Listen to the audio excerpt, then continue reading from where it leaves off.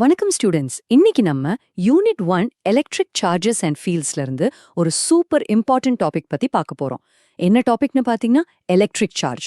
நிறைய பேருக்கு இது கொஞ்சம் கஷ்டம்னு ஒரு பயம் இருக்கும். ஆனா கவலையே படாதீங்க, இது பிசிக்ஸோட ரொம்ப ரொம்ப பேசிக் அடிப்படையான ஒரு விஷயம். இன்னைக்கு நம்ம இதை அனுப்புணுவா படிச்சு எக்ஸாம்ல ஒரு மார்க் கூட குறையாம எப்படி ஸ்கோர் பண்றதுன்னு தெளிவா பாத்துடலாம். ரெடியா? சரி, வாங்க ஸ்டார்ட் பண்ணலாம். ஒரு சின்ன கேள்வியோட ஆரம்பிக்கலாமா? நீங்க எப்போவாது ஒரு ட்ரை டேல உங்க சிந்தட்டிக் ஸ்வெட்டரை கழட்டும் போது படபடன்னு ஒரு சவுண்டு கேட்டிருக்கீங்களா? அப்படியே ஒரு சின்ன ஸ்பார்க்கு கூட தெரியும், பார்த்திருக்கீங்களா? இது உங்க என்சிஆர்டி புக்லே கொடுத்திருக்கிற ஒரு சூப்பர் எக்ஸாம்பிள். ஏன் அப்படி நடக்குதுன்னு எப்போவாது யோசிச்சிருப்பீங்களா? What's the science behind it? அந்த மிஸ்ட்ரிக்கு பின்னாடி இருக்கிற காரணம் வேற என்னும் இல்ல, அதான் எலக்ட்ரிக் சார்ஜ். ஆமா, மேட்டரோட ரொம்ப ஃபண்டமெண்டல் அடிப்படையான ஒரு ப்ராப்பர்ட்டி இது. ஒரு பொருளை இன்னொரு பொருளோட தேக்கும்போது ரப் பண்ணும்போது இந்த எலக்ட்ரிக் சார்ஜ் டிரான்ஸ்ஃபர் ஆகுது. அந்த டிரான்ஸ்ஃபர் தான் அந்த கிராக்கிள் சவுண்டுக்கும் அந்த சின்ன ஸ்பார்க்குக்கும் காரணம். இன்ட்ரெஸ்டிங்கா இருக்குல்ல? இப்போ இது ஆக்சுவலா எப்படி ஒர்க் ஆகுதுன்னு நம்ம டெக்ஸ்ட் புக்ல இருக்கிற கிளாசிக் எக்ஸாம்பிள் வச்சு பார்க்கலாம். ஒரு கிளாஸ் ராட் அப்புறம் ஒரு சில்க் துணி. ஓகே, இமேஜின் பண்ணிக்கோங்க. ஸ்டெப் 1, ஆரம்பத்துல ரெண்டு பொருளுமே நியூட்ரலா இருக்கு. நியூட்ரல்னா என்ன? அதுல இருக்கிற பாசிட்டிவ் அண்ட் நெகட்டிவ் சார்ஜஸ் பேலன்ஸ்டா சம அளவுல இருக்கு. இப்போ ஸ்டெப் 2, நம்ம இந்த ரெண்டுத்தையும் ஒன்னா வச்சு தேய்க்கிறோம், ரப் பண்றோம். அப்ப என்ன ஆகும்னா ஸ்டெப் 3, கிளாஸ் ராட்ல இருந்து கொஞ்சம் எலக்ட்ரான்ஸ்னா நெகட்டிவ் சார்ஜ். ஓகே, அந்த எலக்ட்ரான்ஸ் சில்க் துணிக்கு ஜம்ப் பண்ணி போயிடுது. சோ ஃபைனலா என்னாச்சு? ஸ்டெப் 4, கிளாஸ் ராட் எலக்ட்ரான்ஸை கொடுத்ததுனால அது பாசிட்டிவ் சார்ஜ் ஆயிடுச்சு. அந்த எலக்ட்ரான்ஸை வாங்கிக்கிட்ட சில்க் துணி நெகட்டிவ் சார்ஜ் ஆயிடுச்சு. அவ்வளவுதான் விஷயம். ஒரு சிம்பிள் டிரான்ஸ்ஃபர் தான் நடந்திருக்கும். ஆல் ரைட், இப்போ நமக்கு பாசிட்டிவ் சார்ஜ் நெகட்டிவ் சார்ஜ்னு ரெண்டு டைப் இருக்குன்னு தெரியும். சரி, இதுங்க ஒன்னோட ஒன்னு பக்கத்துல வந்தா என்ன பண்ணோம்? அப்படி பிஹேவ் பண்றதுக்கு ஒரு கோல்டன் ரூல் இருக்கு. பிசிக்ஸ்லயே ஒரு முக்கியமான ரூல். அது என்னன்னு பார்க்கலாம் வாங்க. இதுதான் அந்த கோல்டன் ரூல். இங்க இருக்கிறது உங்க என்சிஆர்டி டெக்ஸ்ட் புக்ல இருக்கிற exact line. Like charges repel and unlike charges attract each other. சிம்பிளா சொல்லணும்னா ஒரே மாதிரி இருக்கிற சார்ஜஸ் பாசிட்டிவும் இல்ல நெகட்டிவும் ஒன்னு விளக்கும், ரிப்பெல் பண்ணும். ஆனா ஆப்போசிட்டா இருக்கிற சார்ஜஸ், ஒரு பாசிட்டிவ் ஒரு நெகட்டிவ், இது ரெண்டுமே ஒன்னு அட்ராக்ட் பண்ணும், ஈர்க்கும். இந்த ரூலை எப்பவுமே ஞாபகம் வச்சுக்கணும். திஸ் இஸ் அ ஃபண்டமெண்டல் லா. இன்னும் தெளிவா புரிஞ்சிக்கணும்னா இந்த சிம்பிள் டேபிள பாத்தீங்கன்னா போதும். பிளஸ் அண்ட் பிளஸ் விலகும், ரிப்பெல். மைனஸ் அண்ட் மைனஸ், அதுவும் விலகும், ரிப்பெல். ஆனா பிளஸ் அண்ட் மைனஸ் சேர்ந்துடும், அட்ராக்ட். அவ்வளோதான். மனசுல நல்ல பதிவு பண்ணிக்கோங்க. சரி, இந்த அட்ராக்ஷன் ரிப்பல்ஷன் மட்டும்தானா சார்ஜோட குணம்? இல்ல, சார்ஜுக்கு இன்னும் பிரிக்க முடியாத மூணு பேசிக் ப்ராப்பர்ட்டிஸ் இருக்கு. இது எப்படின்னா சார்ஜோட கேரக்டர் சர்டிஃபிகேட் மாதிரி. இது புரிஞ்சுக்கிட்டா தியரி கொஸ்டின்ஸ்லயும் சரி, ப்ராப்ளம் சால்வ் பண்றதுக்கும் சரி ரொம்ப யூஸ்ஃபுல்லா இருக்கும். வாங்க ஒன்னொன்னா பார்க்கலாம். First property, additivity of charges. பேரே பார்த்த பயந்துராதீங்க, இது ரொம்ப ரொம்ப சிம்பிள். ஒரு சிஸ்டம்ல நிறைய சார்ஜஸ் இருக்குன்னு வச்சுக்கோங்க. இப்போ அந்த சிஸ்டமோட டோட்டல் சார்ஜ் என்னன்னு கேக்குறாங்க.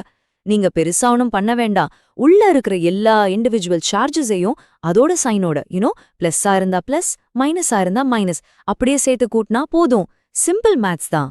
ஃபார் எக்ஸாம்பிள் இங்க பாருங்க, ஒரு சிஸ்டம்குள்ள +2, -5 அண்ட் +4னு 3 சார்ஜஸ் இருக்கு.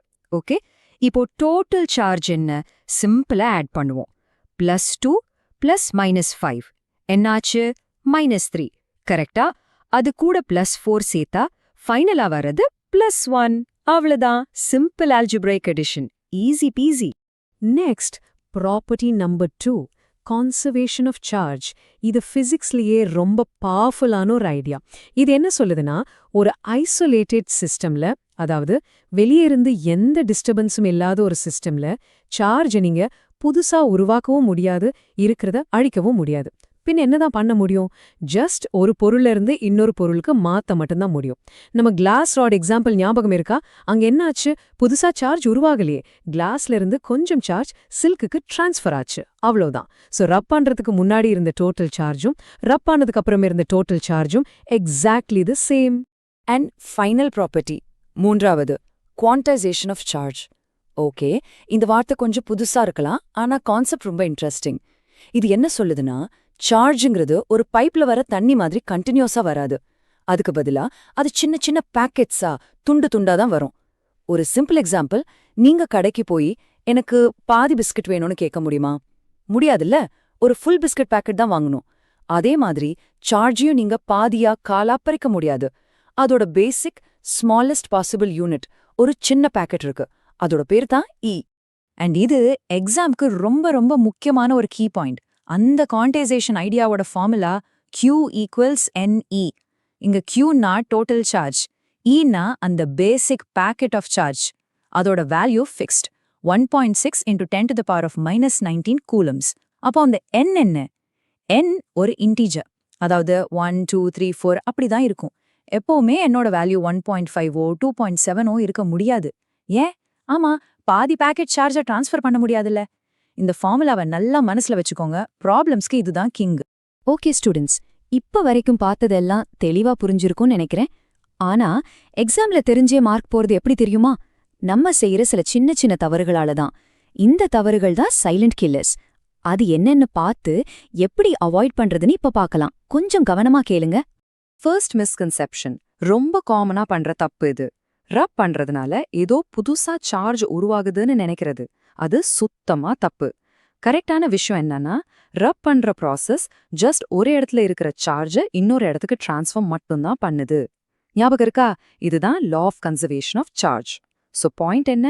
Charge is never created from nothing, it's only transferred.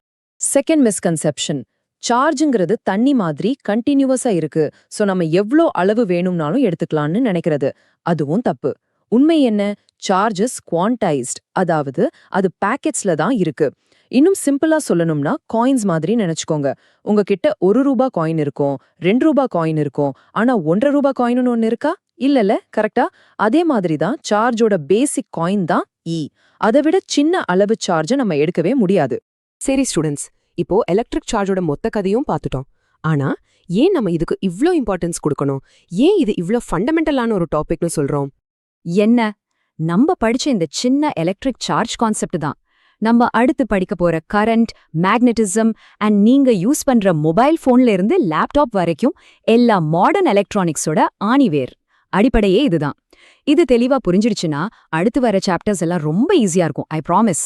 சரி, ஒரு குவிக்கான ரிவிஷன் பண்ணிடலாம். எக்ஸாம்க்கு போறதுக்கு முன்னாடி இந்த பாயிண்ட்ஸை மட்டும் ஞாபகம் வச்சுக்கோங்க.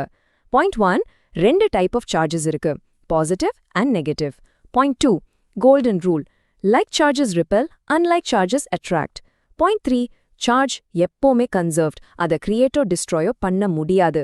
அண்ட் பாயிண்ட் 4, சார்ஜ் எப்போவுமே குவான்டைஸ்ட். ஃபார்முலா என்ன? Q equals NE. That's it. இவ்ளோ தெரிஞ்சா போதும். இன்னைக்கு செஷனை முடிக்கிறதுக்கு முன்னாடி உங்களுக்கு ஒரு சின்ன தாட் ப்ரொவோக்கிங் கொஸ்டின். நம்ம என்ன படிச்சோம்? ஒரு ஐசோலேட்டட் சிஸ்டம்ல டோட்டல் சார்ஜ் எப்பவுமே கன்சர்வ்ட், அதாவது மாறவே மாறாதுன்னு பார்த்தோம். இப்போ நம்ம மொத்த யூனிவர்ஸையும் ஒரு பெரிய க்ளோஸ்ட் ஐசோலேட்டட் சிஸ்டமா நினைச்சு பார்த்தா அந்த யூனிவர்ஸோட டோட்டல் சார்ஜ் பத்தி என்ன சொல்ல முடியும்? அது எப்பவாவது மாறுமா இல்ல கான்ஸ்டன்டா தான் இருக்குமா? யோசிச்சு பாருங்க. நம்ம அடுத்த செஷன்ல மீட் பண்ணலாம். நல்லா படிங்க ஸ்டூடெண்ட்ஸ்.